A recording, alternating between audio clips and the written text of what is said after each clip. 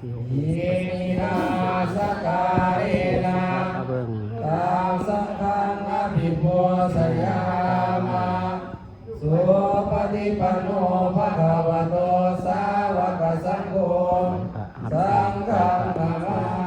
มิสาธุมา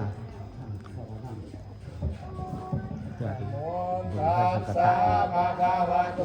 อะระหะโตสัมมาสัมพุทธัสสะ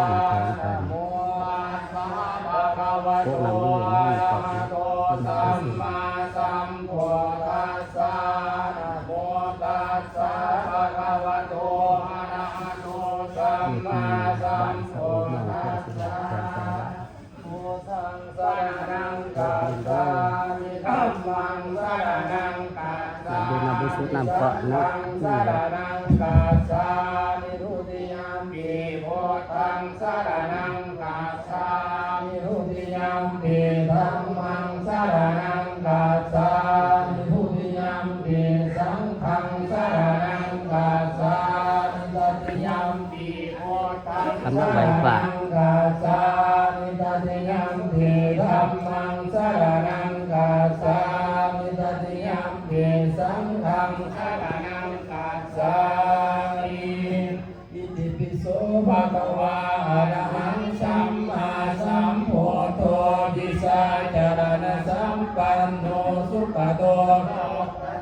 อนุตตโรปุริสาธัมมสารถิสัทธาภิวะมโนสานังพุทโธ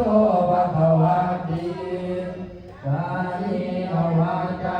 นะเทวะตวาพุทธิกุกมังปะกะตังมยายังพุทโธปฏิคันนันตุอาจายันตังกาลันจเรสัมวะหิตุมบะพุทเท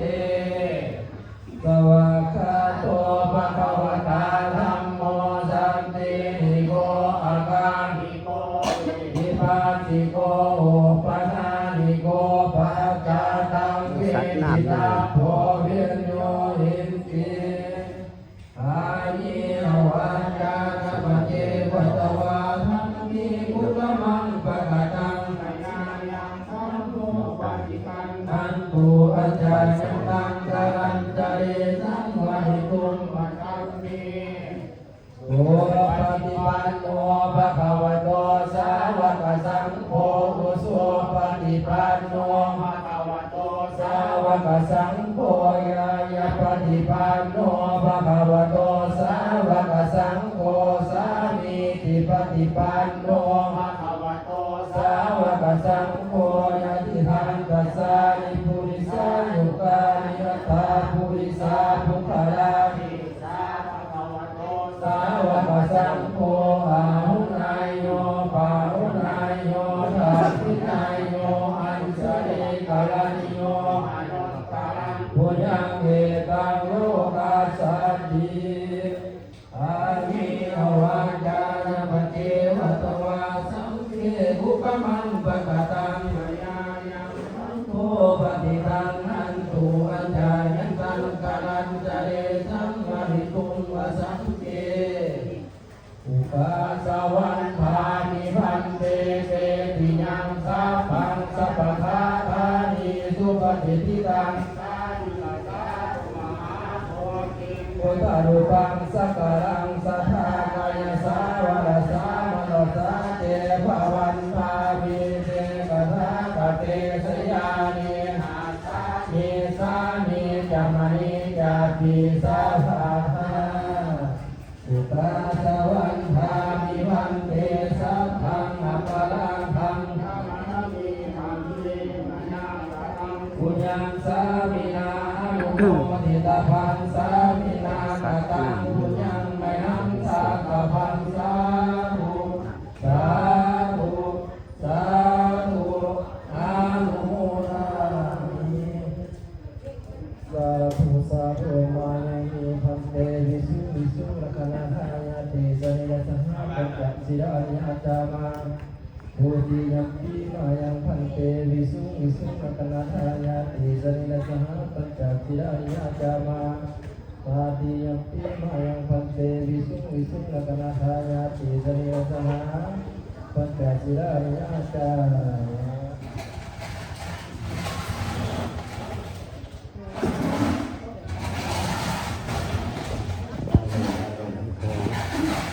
น้ำดื่มนะ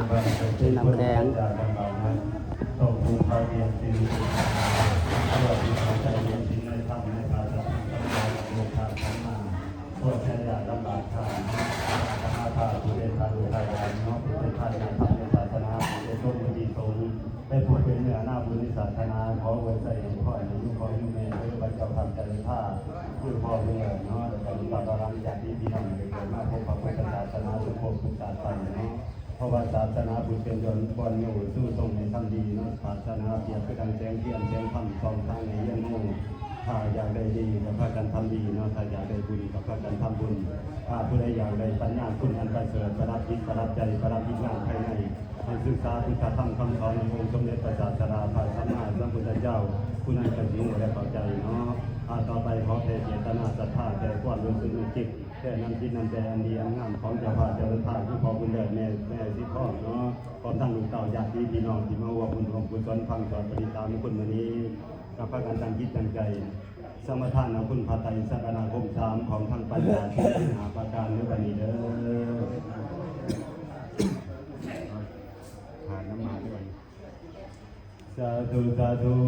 นะโมตัสสะภะคะวะโตอะระหะโตสัมมาสัมพุทธัสสะนะโมตัสสะภะคะวะโตอะระหะโตสัมมาสัมพุทธัสสะ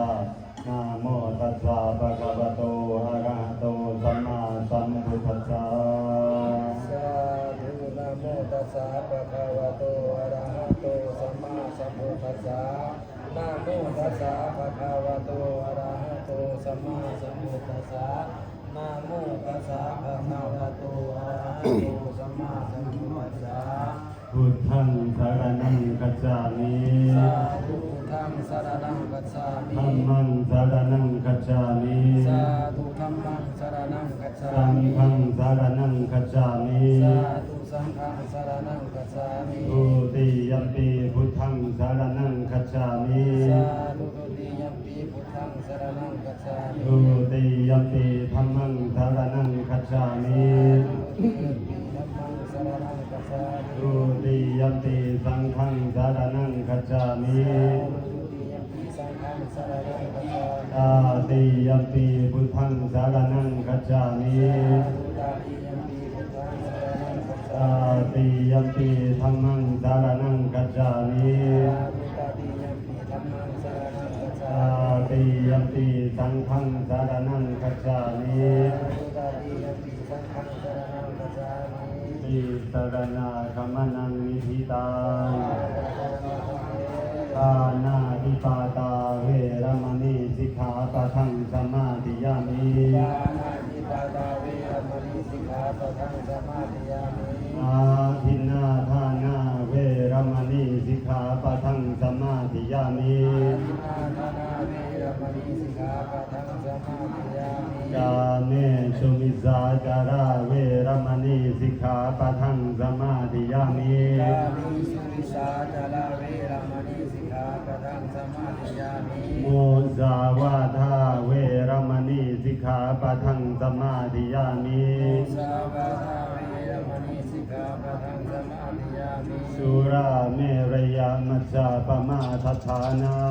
เวรมณีสิกขาปะทังสมาธิยามิ สุรามิราชมัสสะปะมาปะรานาเวรมณีสิกขาปะทังสมาธิยามิ อิมานิปัญจสิกขาปทานิ